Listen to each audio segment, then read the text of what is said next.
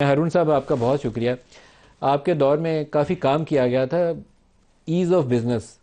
उसके बाद मेरे ख्याल में वो ईज़ ऑफ बिज़नेस को हमने ईजी ले लिया। उसके बाद हमने सोचा कि सारी सरमायाकारी खुद ही आ जाएगी। सरमायाकारी आई नहीं है पाकिस्तान में। सऊदी हुकूमत ने तीसरी दफ़ा अब अनाउंसमेंट किया पाकिस्तान में सरमायाकारी की। अब डेलीगेशन पाकिस्तान में, फॉरेन मिनिस्टर लीड कर रहे हैं उसको, और तो ये है कि वो दोबारा से ऑयल रिफाइनरी का तस्करा होगा, रेकोडिक के अंदर पैसा जाएगा, स्टेट बैंक के अंदर उन्होंने पैसे और $2 अरब रखवाने का ऐलान किया है। सरमायाकारी क्यों नहीं आगे मटीरियलाइज होती?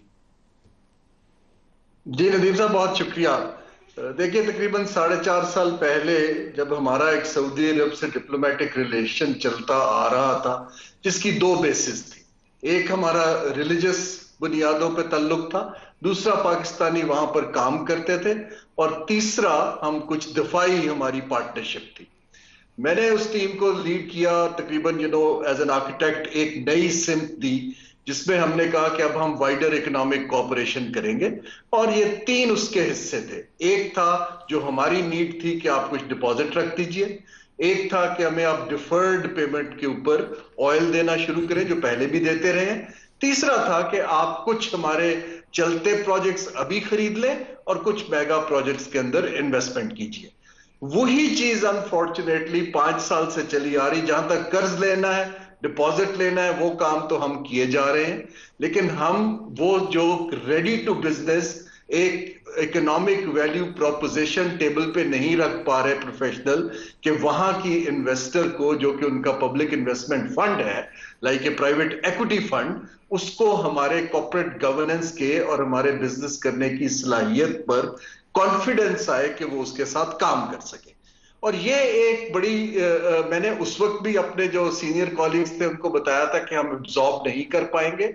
मेरी अभी भी यही राय है कि इनको हुकूमत की मिनिस्ट्रियों से निकाले बगैर, जब तक हम एक कॉर्पोरेट सेक्टर टाइप के सेटअप में हाउस नहीं करेंगे, जहां पर बैंकिंग भी हो, इंजीनियरिंग भी हो, स्ट्रक्चरिंग की फैसिलिटी भी हो, और जो उनकी जबान बोल सकें, तब तक कुछ कॉन्क्रीट प्रोपोजिशंस बननी आसान दिखाई नहीं देती, खास तौर पे जो जियोपॉलिटिकल रिस्क्स बढ़ रहे हैं उसमें।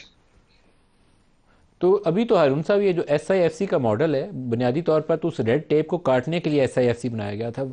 वन स्टॉप शॉप आर्मी करेगी, आर्मी उसको इंश्योर करेगी, गारंटी भी देगी, रुकावटें भी दूर करेगी, कोई डिस्प्यूट आता है तो उसको भी रिजॉल्व करेगी।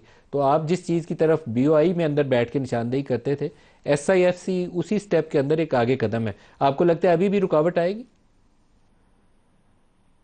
जी, रुकावट देखें, जहां तक फास्ट ट्रैक करना है गवर्नमेंट की मशीन में, वहां तो SIFC एक रोल प्ले करेगी और उनको करना चाहिए। मैं ये अर्ज कर रहा हूं कि जो इन्वेस्टर है इस वक्त एक रिटर्न ऑफ इक्विटी मांग रहा है, उसको सेक्टर स्टडीज चाहिए, उसको सेक्टर एक्सपर्ट चाहिए, उनको प्रोजेक्ट के स्ट्रक्चर्स चाहिए। जैसे हमने जब रिफाइनरी की फिजिबिलिटी की थी, उन्होंने कहा कि ये रिटर्न तो हमें एक्सेप्टेबल नहीं है उस वक्त। अब उसके अंदर हमें ऑप्शंस बनानी थी। ये काम मिनिस्ट्रियों को और ब्यूरोक्रेसी को नहीं आता है। ये देखिए ना, इंडिया के अंदर, बांग्लादेश के अंदर, बाकी ममालिक में सऊदी अरेबिया प्राइवेट सेक्टर के साथ डील करता है। हमें थोड़ा सा इसको डेलीगेट करके एक स्पेस क्रिएट करनी है, जहां वर्ल्ड क्लास प्रोफेशनल जो हैं, ऑयल की जिसको समझ हो, जिनको इनकी डीलिंग आती हो। आपको याद होगा कि उन्होंने कहा था कि 2 LNG प्लांट्स खरीदना चाहते हैं इमीडिएटली। उस वक्त मैंने प्राइवेटाइजेशन कमीशन को डेडलाइन दी थी, मुझे अभी भी याद है कि आपने अगले 8 माह में मेरे साथ मिलकर इनको बेचना है। बट मुझे 1 माह में नजर आ गया कि प्राइवेटाइजेशन कमीशन के अंदर वो सलाहियत ही नहीं थी कि वो डील को स्ट्रक्चर कर पाते। यहां मेरी वरी है कि हमें पार्टनरशिप करनी चाहिए प्रोफेशनल्स के साथ, ताकि बाकी हमारे पार्टनर्स को तसल्ली हो। ये जो सऊदी पैसा है, ये बड़ा फर्क है। ये कोई डेवलपमेंट फाइनेंसिंग नहीं है। आई अंडरस्टैंड कि जियोपॉलिटिकल डिप्लोमेटिक पार्टनरशिप का इसमें हिस्सा है, लेकिन वो रिटर्न मांगता है, एग्जिट मांगता है। मोस्टली वो देखना चाहता है प्रोजेक्ट्स जो स्टॉक मार्केट पे लिस्टेड हो, नए ना हो, जिनका एक ट्रैक रिकॉर्ड हो।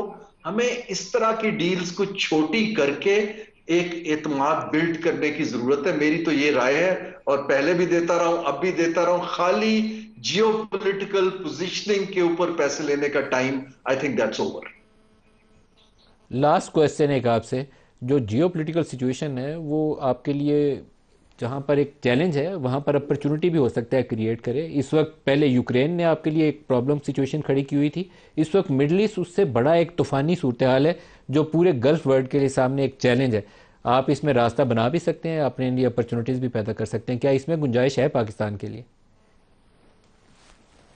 जी, अगर हम बड़े केयरफुली ट्रेड करें और सिचुएशन को समझने वाले माइंड्स को टेबल पर लाएं, old school ways of doing में काम नहीं होगा। आपको याद हो कि हमारे जमाने में हम कतर और सऊदी अरब की टेंशन को नहीं समझ पाए थे और हमने वहां पे जो स्टेप्स लिए वो फिर बैकफायर कर गए।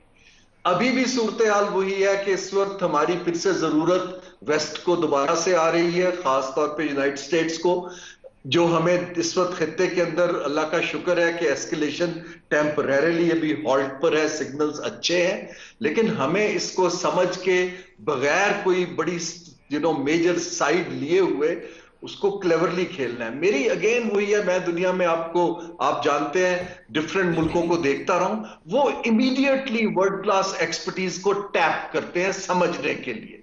मुझे यहां डर ये लग रहा है कि वही अगर ओल्ड स्कूल ब्यूरोक्रेसी इसको देखेगी तो गालिबन हम इसको शायद इतना स्मार्टली डील ना कर पाए।